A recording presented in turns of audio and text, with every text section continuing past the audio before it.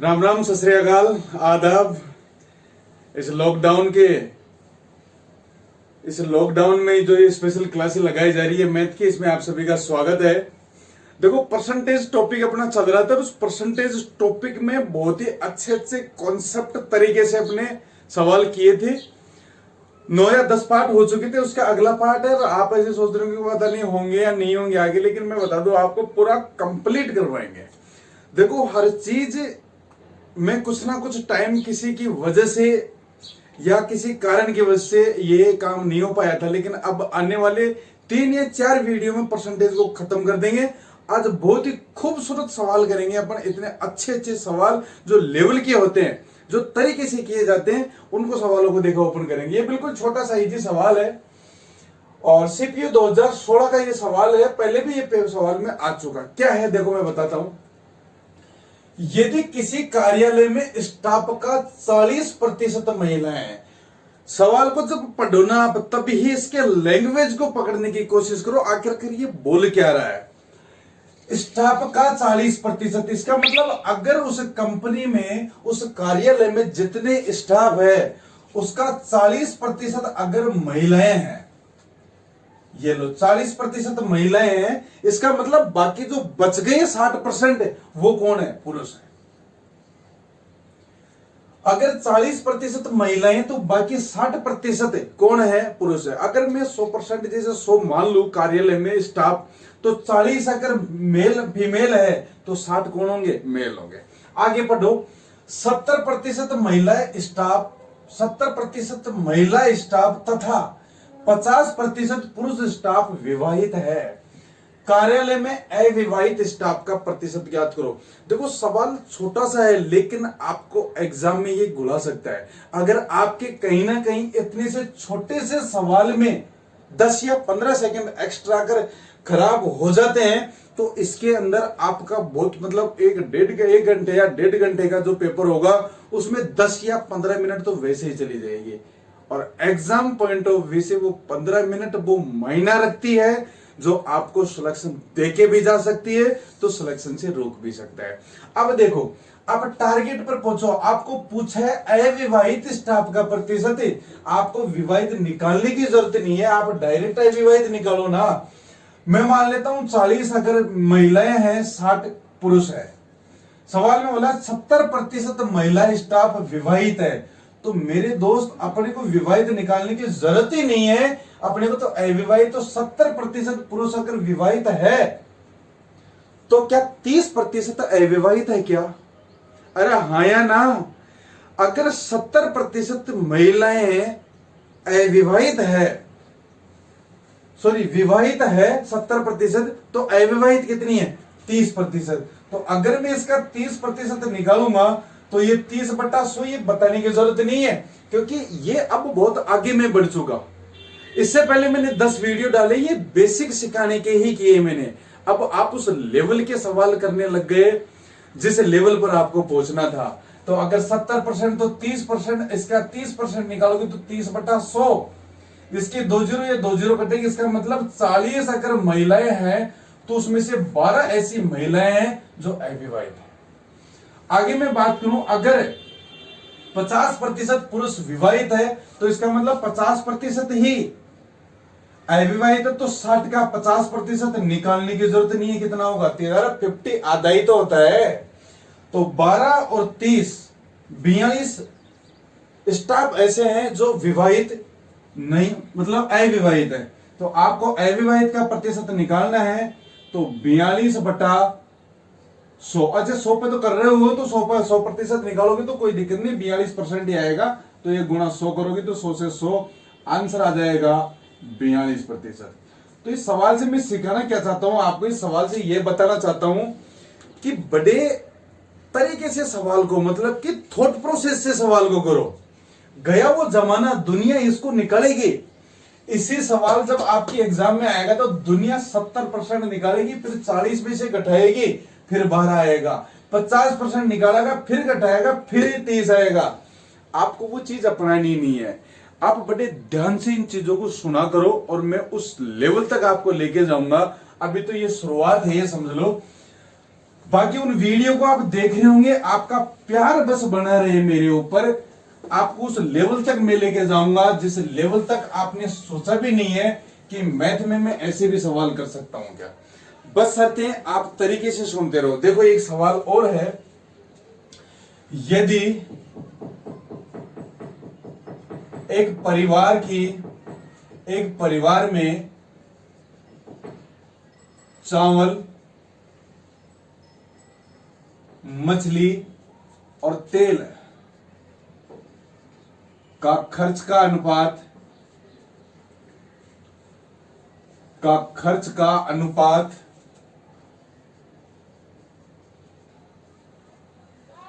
12:17:3 है, यदि इन वस्तुओं के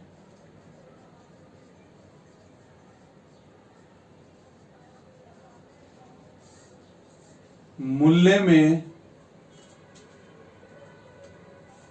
क्रमशः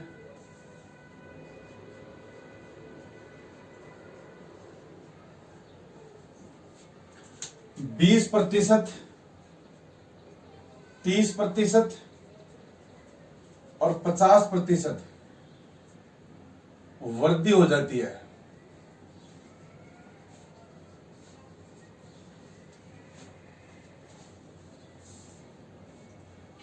तो इन पर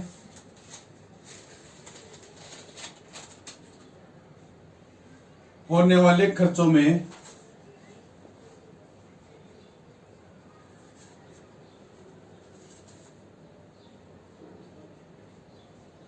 प्रतिशत वृद्धि ज्ञात करो। सवाल यह है कि यदि परिवार में चावल, मछली तथा तेल पर खर्च का अनुपात 12:17:3 है, इन वस्तुओं का मूल्य क्रम से 20, 30 और 50% बढ़ा दिया जाता है, तो इन वस्तुओं पर होने वाले खर्चों में कितने प्रतिशत वृद्धि हो जाएगी। बड़े गौर से मेरी बातों को सुनना। इस सवाल का आंसर निकलवाना ही मेरा टारगेट नहीं है, मेरे को आपको उस लेवल तक पहुंचाना मेरा टारगेट है। आखिरकार कैसे सोचोगे इस सवाल को। अनुपात दे रखा है, चावल, फिश, मछली और ऑयल मतलब कि तेल है। रेशियो है 12:17:3 है या नहीं है। इसका मतलब अगर वो चावल पर 12 रुपए खर्च करता है तो मछली पर 17, तेल पर कितना है 3। ये आप अनुपात लगा सकते हो। आपको पता है कि आपको 20% निकालना, 30%, 50% की वृद्धि हो जाती है, प्रतिशत में वृद्धि ही निकालनी है आपको। जब आपको ये पता है कि आप 20% कैलकुलेशन करोगे, यहां तो पॉइंटों में आएगा, आप उलझते ही क्यों हो। ऐसा काम है, मतलब ऐसे काम में उलझते ही क्यों हो जो पॉइंटों में आए। अगर पॉइंटों में जिस दिन मतलब आएगा तो उस टाइम देख लेंगे, जितना आप बच सको। क्या बोल रहा हूं, बड़े गौर से सुनना इस बात को। जितना आप लंबे प्रोसीजर से, जितनी उलझनों से आप बच करके निकलोगे ना, उतने ही आप फायदे में रहोगे।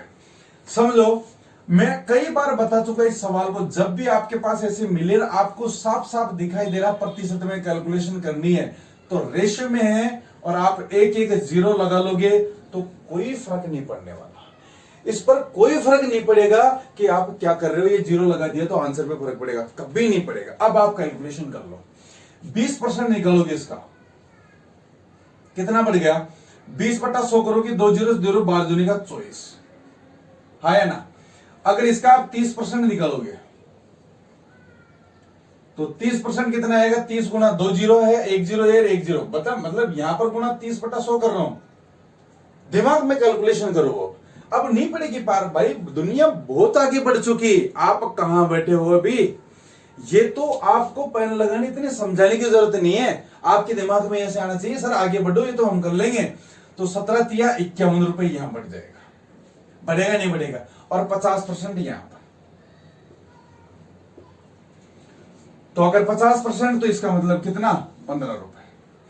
आप देख रहे हो कि पहले खर्चा कितना हो रहा था। पहले खर्चा हो रहा था 170, 30, 200, 300, 320 रुपए खर्चा हो रहा था। अरे हाँ या ना। आज खर्चा कितना बढ़ गया, 5 और 5 10, 5 और 6 2 8 8 1 9। मुझे बताओ 90 रुपए बढ़े नहीं बढ़े? आज 90 रुपए बढ़ गए। आपको उससे 123 और 120 से ऐसे करने की जरूरत नहीं। आप तो जो पूछ रहा है वो करो ना यार। सवाल में अब टेक्निकल सवाल आने लगे, मतलब कि जितने आप सॉफ्ट तरीके से काम करोगे ना उतने फायदा में रहोगे। मतलब कि पहले टोटल मेरा 320 रुपए खर्च हो रहा था, आज 90 रुपए ज्यादा बढ़ जाएंगे। तो प्रतिशत वृद्धि मुझे ज्ञात करनी है। तो 90 बढ़ गए कितने पर? 320 पर, और गुणा करूंगा तो कितना? 100। 0 से 0 कटेगा और मैं काट देता हूं 2 से। तो 2 से अगर मैं काटूंगा इसको, ये 4 से काट देता हूं, 8 चौक 32 और 4 दूनी 8, ये 4 से कटेगा ही नहीं। तो इसको पहले आप 2 से काटो तो ये 16, ये 45, और आप इसको भी काट दो, ये 5 और ये कितना? 8। अगर आप इसको गुणा करोगे तो देखो मैं गुणा इधर बता देता हूं। 50 25 2 5 चौक 20 और 2 22, 225 बटा कितना? 8। 8 का अगर इसमें भाग दोगे तो 8 एकम 8, 8 दूनी का 16, बच गया कितना? 6 और 65, 8 घंटे 64, 1/8%। 28 सही, 1/8% इस सवाल का क्या हो जाएगा? आंसर हो जाएगा। नहीं समझ में आया तो दोबारा से इस सवाल को देखना। और मैंने कैसे, फिर मैं बोल रहा हूं, सवाल का आंसर निकलवाना ही आपके ऊपर, ये चीज समझाना नहीं होता। आंसर तो आप निकाल लोगे, बेसिक तरीके से भी निकाल लोगे, लेकिन वो जमाना दूसरा था। इंडिया, हिंदुस्तान पूरा चेंज होके आ रहा है। अगर इस दुनिया में, उस भीड़ में आपको कुछ अलग करना है तो सोचना पड़ेगा। वही चीज वही उसी जगह में लेके जाना चाहता हूं आपको। समझो आगे। एक सवाल छोटा सा मैं बताता हूं, और इस वीडियो को आप जितना लोगों के साथ आप शेयर कर सकते हो उतना करो। बाकी मेरा काम मैं कर रहा हूं और मैं आपसे भी कुछ उम्मीदें रखता हूं, और मुझे लगता है कि आप मेरी उम्मीदों पर खरा उतरेंगे। देखो एक छोटा सा इजी सवाल बता रहा हूं जो कहीं किसी जमाने में पहले आया करता था, अब नहीं आता। देखो मैं बताता हूं। किसी शहर की जनसंख्या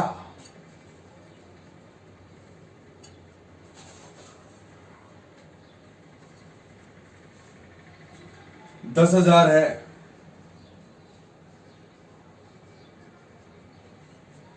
यदि यह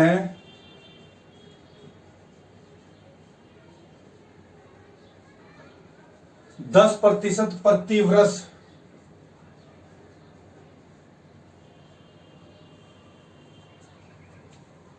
की दर से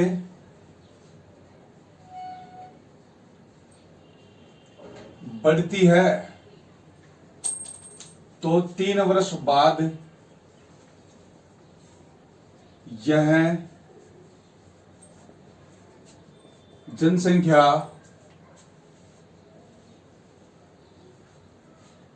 कितनी होगी?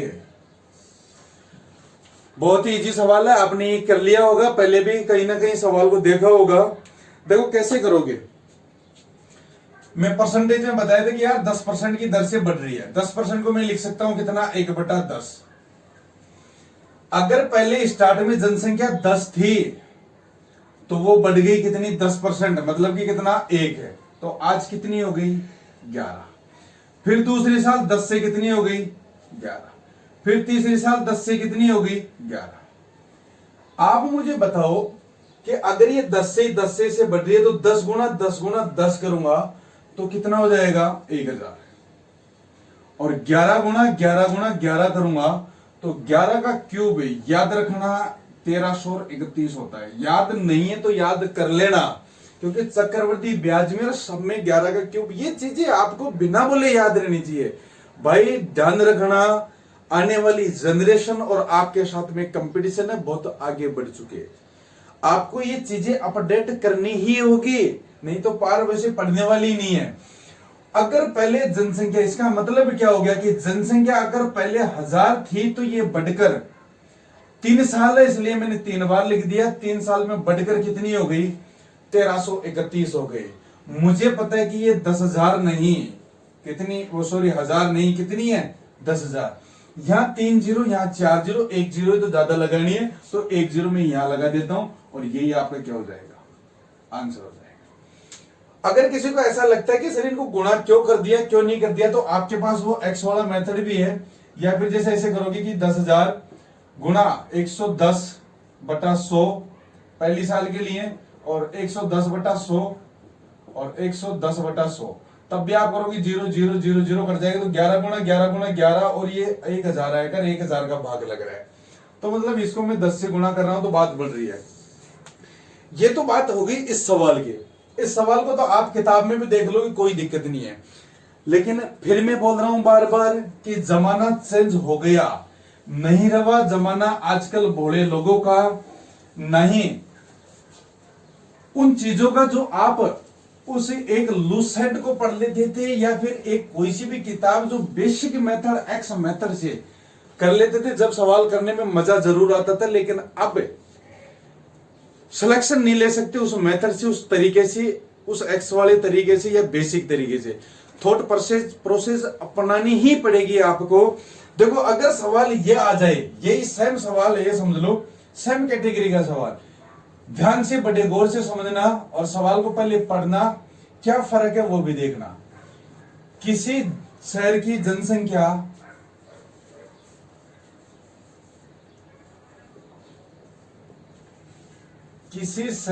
जनसंख्या प्रथम वर्ष मतलब कि पहली साल 16.2/3% तथा दूसरी साल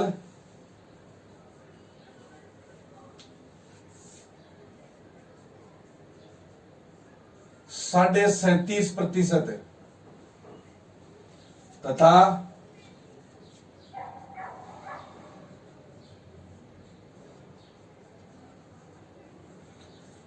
तीसरे वर्ष 57.1/7% घटती है। अच्छा इसमें ऐसा लिख रखा है कि यहां तो ये बढ़ती है और ये भी बढ़ती है और ये घटती है, 57.1/7% घटती है। वर्तमान में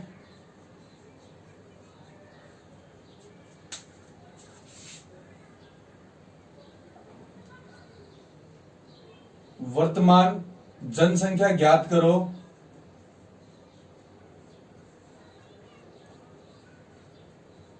यदि आज से 3 वर्ष बाद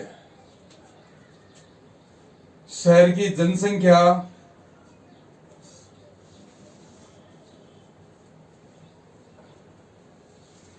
1,21,000 है,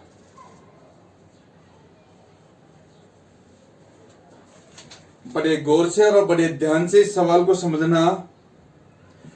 देखो क्या है, मैं सवाल समझा देता हूं, वो चीज मैंने देखी नहीं तो आप समझ गए होंगे कि किसी शहर की जनसंख्या पहली साल 16.2/3% बढ़ती है, दूसरी साल 37.5% बढ़ती है, तीसरी साल 57.1/7% घटती है। एरो का चिन्ह ऊपर लगाया हुआ है, इसका मतलब बढ़ रही है, नीचे लगाया हुआ इसका मतलब घट रही है। और आज की वर्तमान जनसंख्या ज्ञात करनी है, यदि आज से 3 साल बाद यह जनसंख्या 1,21,000 है। पिछले सवाल में इस सवाल में आपको फर्क दिख गया होगा आखिरकार क्या है।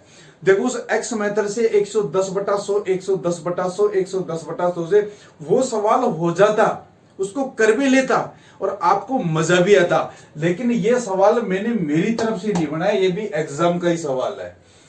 तो बड़े गौर से इस सवाल को समझना, ध्यान रखना, हमेशा इस सवाल को रेशियो मेथड पर ही करना होता है। तो देखो कैसे करोगे। अगर मैं बात करूं फर्स्ट ईयर की, पहली साल की मैं बात करूं तो 16.2/3% बढ़ती है। और आपको पता है कि 16.1/2/3% को मैं लिखता हूं 1/6। इसका मतलब पहले अगर जनसंख्या 6 थी तो आज 1 बढ़ गई, कितनी हो गई, 7 हो गई।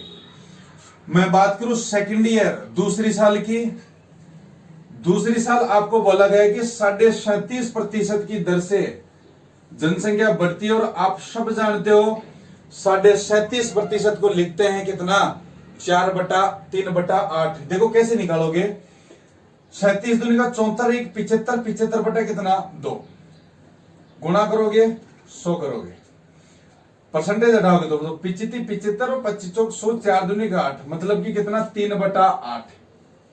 ये आपके टिप्स पे होनी चाहिए बातें। ये आज तो मैं निकलवा रहा हूं, यहां तो मुझे एग्जाम नहीं देना है, अभी मैं एग्जाम नहीं दे रहा, मेरा काम है आपको सिखाना, इसलिए मैं यहां तो निकाल दिया। लेकिन कभी भी एग्जाम में अगर ये निकालने बैठ गए तो आप उन लाखों से पीछे जा रहे हो, ये समझ लो। आपको उनसे भीड़ में हमेशा आगे ही रहना होगा, तभी जाके पार पड़ेगी, नहीं कोई भी धक्का देके निकल जाएगा जब आपको पता भी नहीं चलेगा। 37.5% को आप लिखते हो 3/8 है। अगर बढ़ती है यहां पर भी, पहले अगर 8 थी तो 3 बढ़ गई, कितनी हो गई आज 11 हो गई। मैं बात करूं थर्ड ईयर की, 57 सही 1/7, और आपकी कॉपी में लिखा है मैंने पहले या दूसरी वीडियो में मैंने यही चीज समझाई थी। 57 सही 1/7%, इसको लिखते हैं 4/8 है। देखो इसको मैं बता देता हूं एक बार करके, इधर गुणा करोगे 7 7 49, 4 7 5 35 और 4 39, 39 में 1 जोड़ोगे तो हो जाएगा कितना 400, और 400/7 और गुणा करोगे आप कितना 100 से, परसेंटेज हटाओगे तो 100, 2 जीरो से 2 जीरो तो कितना हो जाएगा 4/7। अब से पहले याद नहीं था, कोई बात नहीं चलेगा, आज के बाद में याद रहना चाहिए। तो इसको आप लिख सकते हो कितना 4/7। पहले जनसंख्या 7 तो आज 4 बढ़ गई, मतलब कि कितनी हो गई 11 हो गई। बात समझ रहे हो। अगर मैं इसकी बात करता हूं तो अब सॉरी ये घट रही है क्या, यहां पर ये घट रही है भाई यहां पर। तो पहले 7 थी तो आज ये 7 में से 4 घट जाएगी तो कितना बचेगा 3 बच जाएगा। अब अगर ये पहली साल और ये 3 साल बाद का रिजल्ट निकल के आता है, ध्यान से समझो, ये पहली साल जिस तब से आप कैलकुलेशन कर रहे हो तब की लाइन है ये, और ये जो लाइन है उस 3 साल बाद की बात हो रही है। तो अगर देखो इसको जरूरी नहीं है आप इसको गुणा ही करो, अगर इधर से इधर कट रहा है तो आप काट लो, 7 से 7 कट रहा है क्योंकि गुणा करने के बाद में कटेगा तो पहले ही काट दो। 3 से मैं 3 काटूंगा, ये कितना हो जाएगा 2 हो जाएगा। अब अगर मैं 8 दूनी 16 और ये कितना हो जाएगा 11, 8 दूनी 16 और 11, इसका मतलब अगर पहले जनसंख्या 16 थी तो 3 साल बाद घट गई जनसंख्या, कितनी हो गई 11। लेकिन सवाल में 11 नहीं बोला है, कितना है 1,21,000, इसका मतलब 11 का मान कितना 121, और 3 जीरो तो लगानी है, मतलब 11 का स्क्वायर पर बैठा है वैल्यू, तो 11,000 से गुणा करूंगा तो बात बन जाएगी। तो आप इसको भी 11,000 से ही गुणा कर दो तो कितना हो जाएगा, तो ये 3 जीरो तो मैं ये लगा दूं सीधी सीधी, 11 से गुणा करो, 11 की 66 हासिल की 6, 11 कम 11 और 6 कितना हो जाएगा 17। तो पहले जो जनसंख्या थी वो 1,76,000 थी, आज जनसंख्या कितनी हो गई 1,21,000। उम्मीद करता हूं मैं किस लेवल पर लेके जाना चाहता हूं आपको वो समझ में आ गया होगा। अभी ध्यान रखना, इस जो कोरोना की ये अभी 10 20 50 दिन की 30 दिन की ये छुट्टियां है जिसमें ठाला बैठा, मैं एक दिन भी ठाला नहीं बैठा, प्रोसीजर चल रहा है, हर दिन मैं अपडेट करता हूं अपने आप को, कहीं से भी कोई सा भी नया सवाल क्या बन रहा है।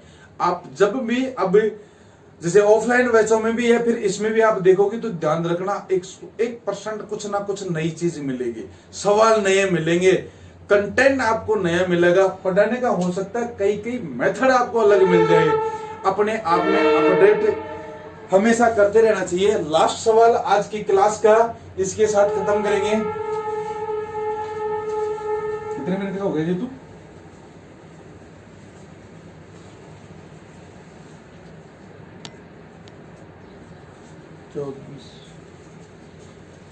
देखो एक सवाल मैं और बताता हूं आपको, आज जल्दी से मैं लिख देता हूं क्योंकि वीडियो फिर ज्यादा लंबा हो जाता है। और ये सवाल है बहुत प्यारा गजब सवाल है, ये समझ लो। उस सवाल को आप देखोगे करोगे तो आपका दिल खुश हो जाएगा। देखो और बड़े गौर से इस सवाल को समझना, अच्छा लेवल का सवाल है ये। ए तथा बी की कुलाई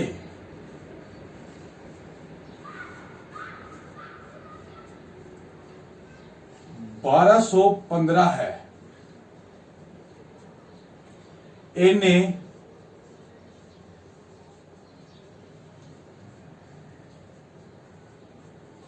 ने अपनी आई का, कहां गया, ए ने अपनी आई का 85 सही 5/7% है तथा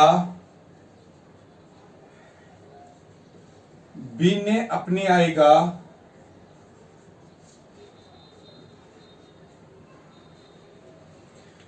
83 सही 1/3%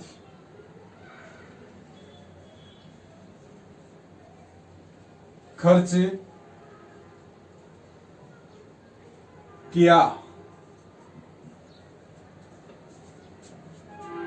उनकी बचत का अनुपात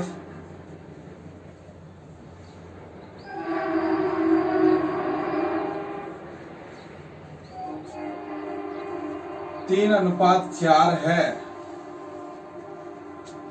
उनकी अलग अलग आय याद करो, तो मैं यहां लिख देता हूं, उनकी आय याद करो।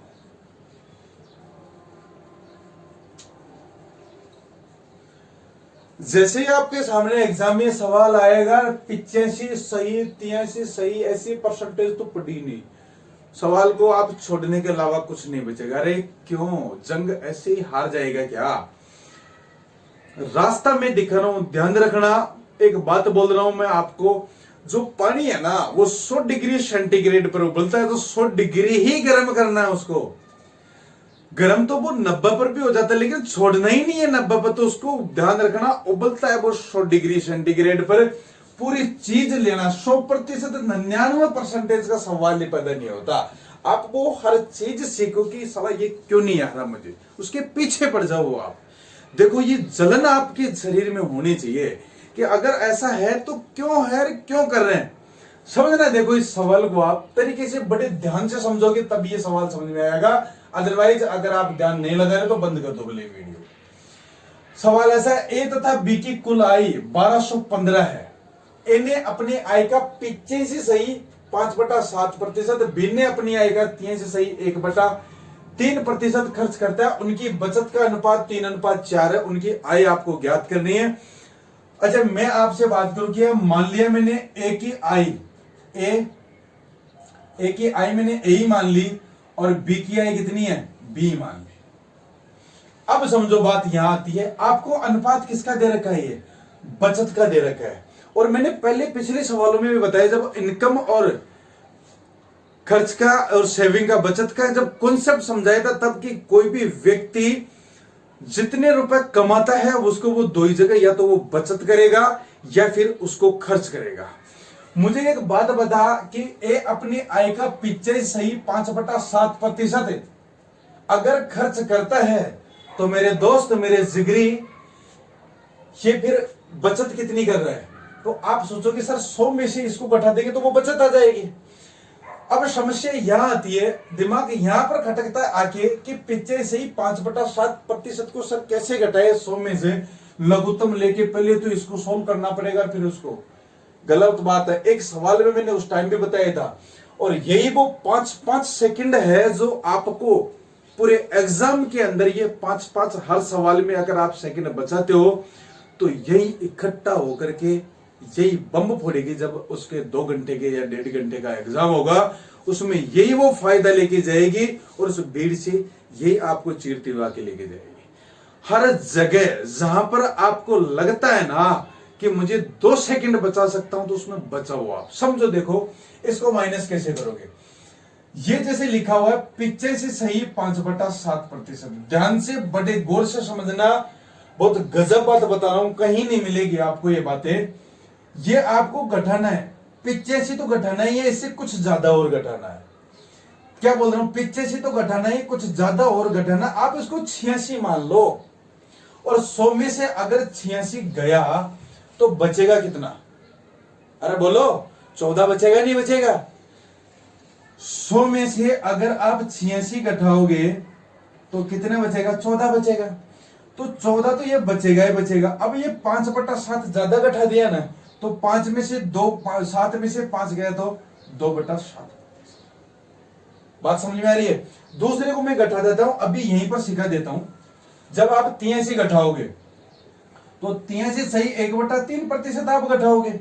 मैं ये बोल रहा हूं कि 83 तो घटाना ही है, 1/3 कुछ ज्यादा और घटाना है। आप इसको 84 मान लो। क्या बता रहा हूं कि इसको 84 मान लो, और अगर इसमें से नहीं, अगर 100 में से आपको 84 घटाओगे तो कितना बचेगा? 16 बचेगा। लेकिन आपने 1/3 नहीं घटाया, वहां पर पूरा 1 घटा दिया, तो आप 3 में से 1 गया तो 2/3। मतलब कि अगर वो अपनी इनकम का पीछे से ही 5/7% खर्च करता तो बचत कितनी करता है? 14 सही 2/7%। तो 14 सही 2/7% एक की बचत हो गई। बी की बचत की बात करूं तो 16 सही 2/3% की ये बचत कर रहा है। मैं इस चीज को मिटा रहा हूं क्योंकि इसकी इतनी जरूरत नहीं है। आप सीख चुके इस बात को, अब खेलने लग जाओगी। ये देखो, ये आ गई ए की बचत, ये आ गई बी की बचत। बड़े ध्यान से समझना, ये खर्च था, ये मैं बचत का अनुपात निकाल दिया। और बचत आपका अनुपात कितना दे रखा है? 3:4 दे रखा है।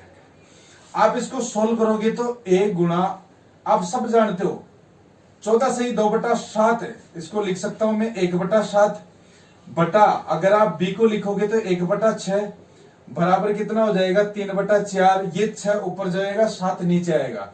तो आप यहीं पर आप लिखोगे कि 6a/7b बराबर 3/4। बड़े ध्यान से समझना कैलकुलेशन को। 3 से काटूंगा तो ये कटेगा 2 बार, ये कटेगा नहीं, कटेगा क्या? नहीं कट रहा।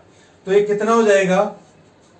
ये ए उधर जाएगा, ये नीचे जाएगा। मतलब कि a बटा b अगर मैं निकालूं तो 2 इधर जाके गुणा हो जाएगा, 7 ऊपर चला जाएगा, तो कितना हो जाएगा? 7/8।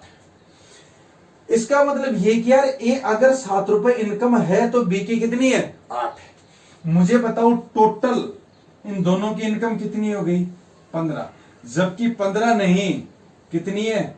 1215 है। कितने गुणा पर बैठी है? कितने मल्टीपल पर बैठा है? तो 15×8 120 और 15 एकम 15, 81 गुणा पर बैठा है। जो पूछ रहा आपको 81 से गुणा कर दो। अगर एक का निकालना है तो मैं इधर कर देता हूं 81 से गुणा, तो कितना आ जाएगा? 7 गुणा 81 करूंगा तो 7 एकम 7 और 7 8 56, 567 आएगा। अगर मैं इसको गुणा करता हूं 81 से तो ये आ जाएगा 8 एकम 8 और 8 8 64, 648। और इस सवाल का आंसर हो जाएगा। दोनों में से कोई भी ये पूछ सकता है, तो ये प्रोसीजर आपको अपनाना है। मैं उम्मीद करता हूं कि ये चीजें आपको समझ में आई होगी। आगे कल भी वीडियो आएगा, परसों भी आएगा, आगे आते रहेंगे। 2 4 5 3 वीडियो मैक्सिमम से बनेंगे परसेंटेज के, उसको खत्म करेंगे। बाद में अगला अपन टॉपिक स्टार्ट करेंगे।